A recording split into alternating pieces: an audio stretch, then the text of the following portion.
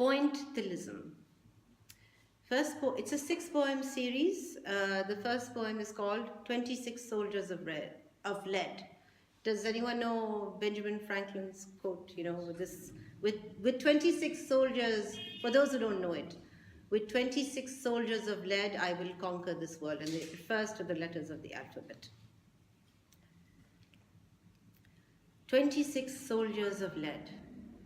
Like prisoners of war, the letters were, confined to end their sentences in a cramped rectangle with the lowest of ceilings. No escape and no respite. Silence inside the eye of sentience, while everyone looks here and there, eyeless, away. Shall we take another toke of this perpetual unfinishing? Long after the bombers had gone home, their mouths still smacked of that falling sky. How are yous and I love yous punctuated by a rain of deadly dashes. Their lines rudely amputated, the letters lost their sea legs, became a gangrenous and obtuse Morse code, blacked out and blanked out, month after month, one postcard per month. For that was what was allowed from the old country of his birth.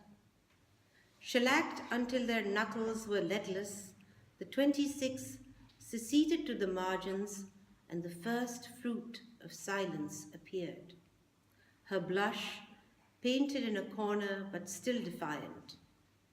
A streetwise rose with a swagger in her thurlicues, as if she wasn't the queen of flowers, held just so in countless miniatures, but her upstart, jaundiced yellow, dirty blonde weed cousin dandelion crackled out of yesterday's sidewalk.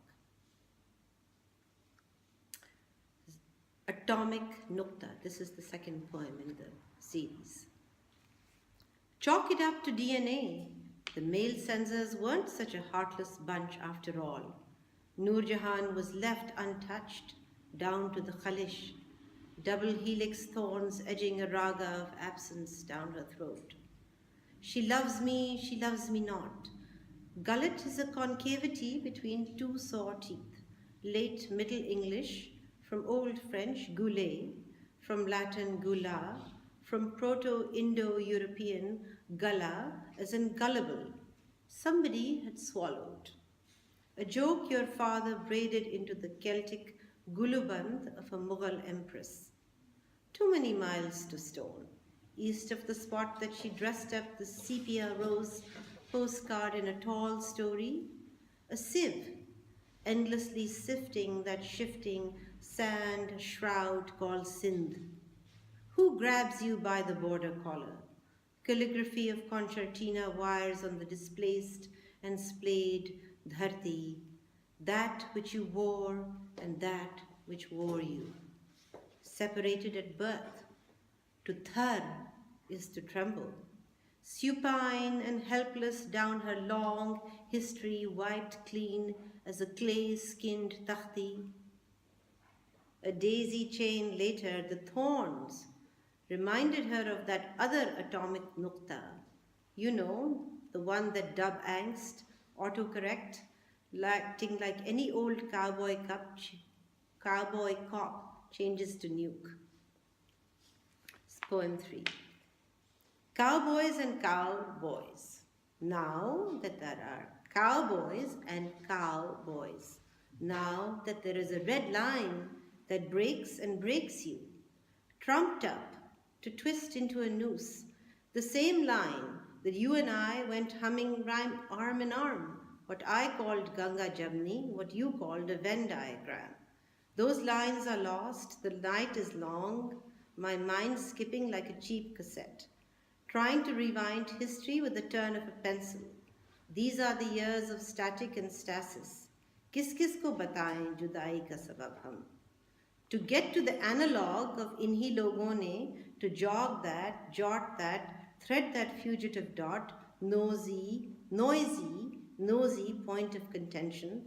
To green absence, you need the pointillism of raindrops, There are wiles to reap, hairs of bigots slitting your sides as they try to untangle the bindi from Hindi, extracting the sand wound that birthed the pearl they stand on, lodged like a cumin seed in the sea crevice of a camel's mouth.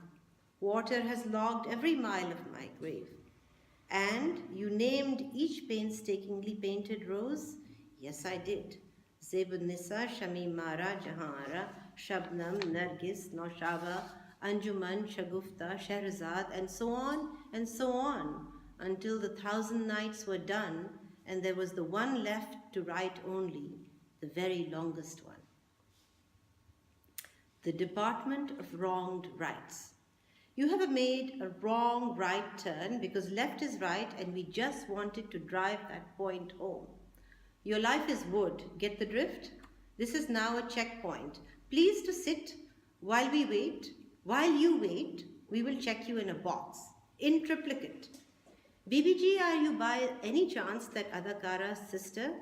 You mean the one that still lives on the tip of her tongue, tied in brackets of silence stuffed in her straight-faced helplessness? Mutation would require you to visit another office. We only mince words here. On stamp paper. It doesn't matter if you can sign your name. Thumbprints are necessary. Only the right thumb is right. Would you look at the price of pomegranates?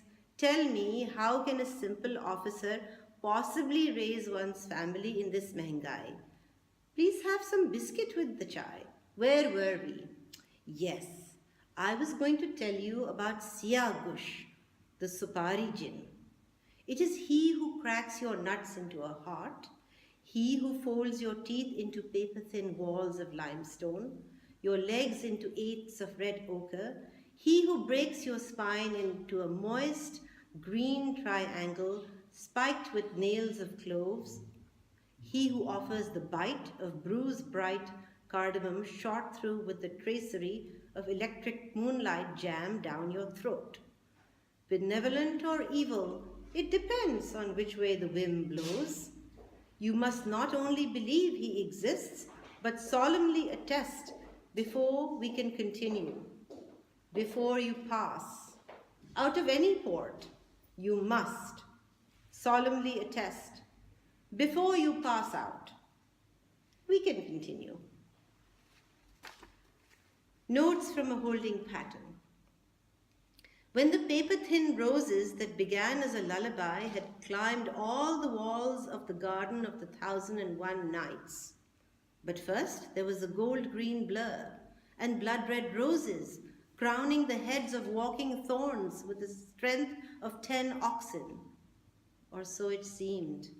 Lahore was a mirage. If you got too close, it disappeared.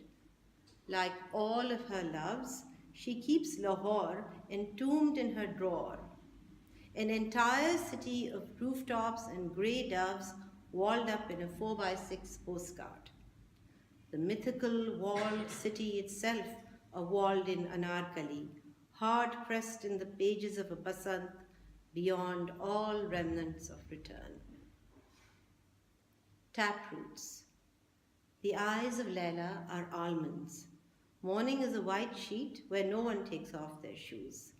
Gather them into piles, perilous pyramids to recite the names of loss. Under your breath, circumambulating the graveyards of possibility.